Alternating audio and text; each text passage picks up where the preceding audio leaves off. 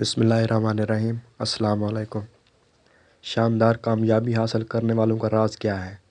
اس دنیا میں انسانوں کی ایک بہت بڑی تعداد جیسے آتی ہے ویسے ہی چلی جاتی ہے۔ وہ یوں زندگی گزارتے ہیں گویا کبھی زندہ ہی نہ تھے، جبکہ بعض لوگ آتے ہیں اور ان کا نام ہمیشہ ہمیشہ کے لیے زندہ ہو جاتا ہے۔ وہ کیوں رہتے ہیں؟ دونوں کی زندگی میں صرف ایک فرق ہے، وہ فرق کامیابی کا ہے۔ وہ کامیابیاں جو انہوں نے حاصل کی ہوتی ہیں، ان کامیابیوں میں اتنی طاقت ہوتی ہے کہ وہ دنیا کے ساتھ ان کا مضبوط تعلق بن جاتا ہے۔ ایک لڑکا جب کلاس میں پڑھتا تھا تو کوئی اس کے ساتھ کھانا کھانا پسند نہیں کرتا تھا۔ پھر ایک وقت آیا کہ دنیا اسے نیپولین کے نام سے جاننے لگی۔ جب اس کے پیچھے وجہ تلاش کی گئی تو پتہ چلا کہ اس کی زندگی میں ایسی محرومیاں تھیں جس نے اسے اتنا بڑا انسان بنا دیا۔ دنیا کے جتنے بھی بڑے فلسفی ہیں وہ کہتے ہیں کہ محرومی، کمی یا پھر احساس کمتری اتنی طاقتور چیزیں ہیں کہ اگر یہ کسی کے پیچھے پڑ جائیں تو وہ عام انسان کو خاص بنا سکتی ہیں، بشرط ہے کہ آدمی ان نعمتوں کی قدر کرے۔ ایک لڑکی کو ایک لڑکے سے محبت ہو گئی۔ لڑکی ایک غریب گھرانے سے تعلق رکھتی تھی جبکہ لڑکے کا تعلق امیر گھرانے سے تھا۔ ایک دن لڑکے کے گھر پر وہ دونوں آپس میں باتیں کر رہے تھے کہ اسی دوران لڑکے کی ماں آ گئی۔ اس نے لڑکی کو بالوں سے پکڑ کر گھسیٹا اور مارتے ہوئے اس کو گیٹ تک لے گئی۔ گیٹ پر چھوڑنے کے بعد اس نے کہا کہ تیری یہ مجال کہ تو میرے بیٹے کے ساتھ عشق لڑائے۔ لڑکی اٹھی اور چلی گئی۔ جب وہ واپس پلٹی تو مادام کیوری بن چکے تھے۔ میڈم کیوری کو مادام بنانے میں اس کی بے عزتی شامل تھی۔ ہمارے پاس ایسی کوئی محرومی، احساس کمتری یا ایسی کوئی بے عزتی نہیں ہوتی جو طاقت بن کر ہمارے چلنے پر مجبور کرے۔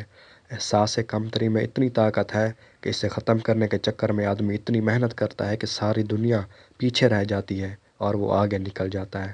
جتنے بھی خوف ہیں انہیں دور کرنے کا صرف ایک ہی طریقہ ہے کہ خوف کے سامنے کھڑے ہو جائیں۔ کامیاب لوگوں کو جب اپنے احساس محرومی کا پتہ لگ جاتا ہے تو یہ اپنے احساس محرومی سے لڑنا شروع کر دیتے ہیں۔ احساس محرومی سے لڑائی بہت ہی مشکل مرحلہ ہے۔ باہر کی دنیا سے لڑنا آسان ہوتا ہے جبکہ اندر کی دنیا سے لڑنا بہت مشکل ہوتا ہے۔ احساس محرومی اندر کی چیز ہے۔ یہ اتنی مشکل اس لیے ہے کہ آپ کو خود ہی اپنے اندر کی بزدل ذات کو ختم کرنا ہوتا ہے۔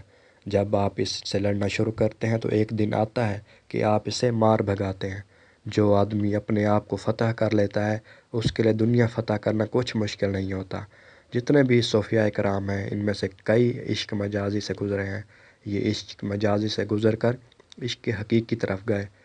اگر اس کی وجہ تلاش کریں تو پتہ چلتا ہے کہ جو بندہ مجاز کی ناکامی کا سامنا کر لیتا ہے اس کو حقیقت کا سامنا کرنا آسان ہو جاتا ہے۔ جب وہ وصال، دوری، جدائی کو برداشت کر لیتا ہے تو پھر وہ اتنا بڑا انسان بن سکتا ہے کہ اس کا نام بڑے بڑے صوفیاء کرام میں شامل ہو جاتا ہے۔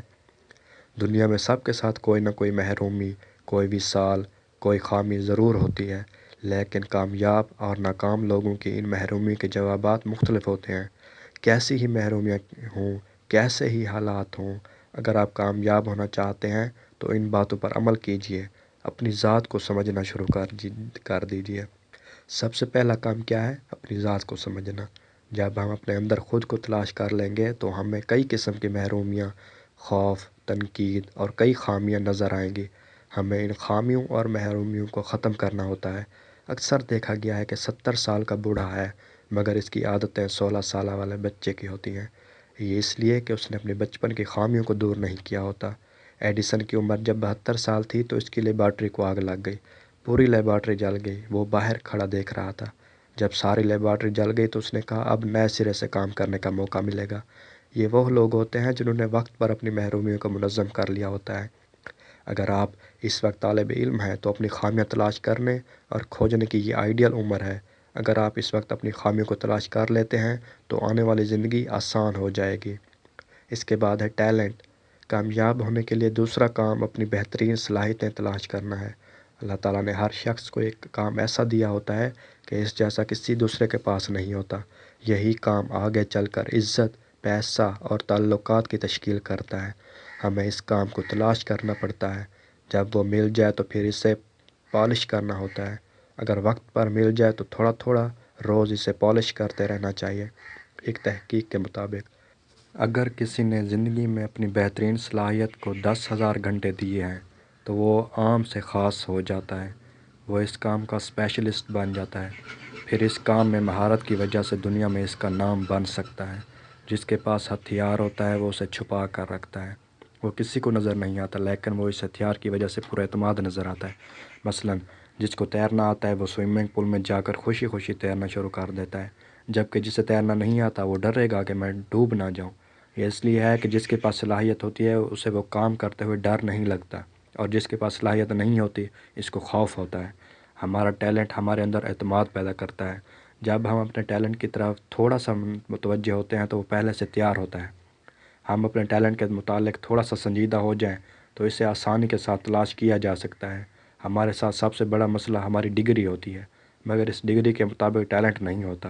ہم زندگی کا ایک بہت بڑا حصہ ڈگری کے پیچھے لگا دیتے ہیں، اور نتیجہ یہ نکلتا ہے کہ ہمارے ہاتھ ٹیلنٹ ہی نہیں آتا۔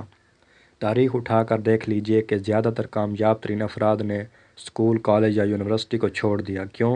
انہوں نے ڈگری کے حصول کی کوشش کرنے کی بجائے اپنے اندر ٹیلنٹ بڑھانے کی مشقت کی۔